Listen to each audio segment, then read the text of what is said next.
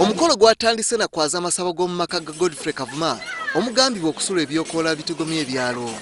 Abamu ku batuuze batutegeezezza nti bamaze ebbanga nga batawanyizibwa ebyokoola bino bye babuzizzaako emirembe kibavudde basalawo okwevaamu batereze ekyalo. Twagala kubuuta bamuwa omusaayi gw'embuzi nga bubisi n'agaana n'agamba njagala nte kati awo avudde neyeekyanga. Poliisi yayitiddwa okubawa obukuumi okuziyiza abatuuze okutwalira amateeka mu ngalo.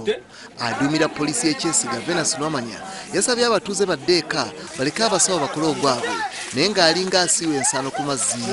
Mwenna mubiwulidde abasawo babasindise batereze ekyalo kyamwe ate wali bwe babadde bagambye nti bino ebyogereddwa wano bikomewo okulaba nti tuwonya abantu ababadde bagenda okutuuka ku kufa.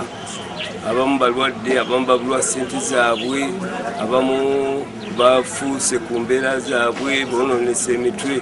Abasawo b'ekinnansi era bakoze n'omukolo ogw'okwambulula abatuuze nga babanaza eddagala bawone okuttibwa ebyokoola bino. Kavuma Godfrey agambye okuleeta ebyokoola bino aweereddwa ennaku 3 zokka okusibamu ebibye ave ku kyalo abatuuze batereere.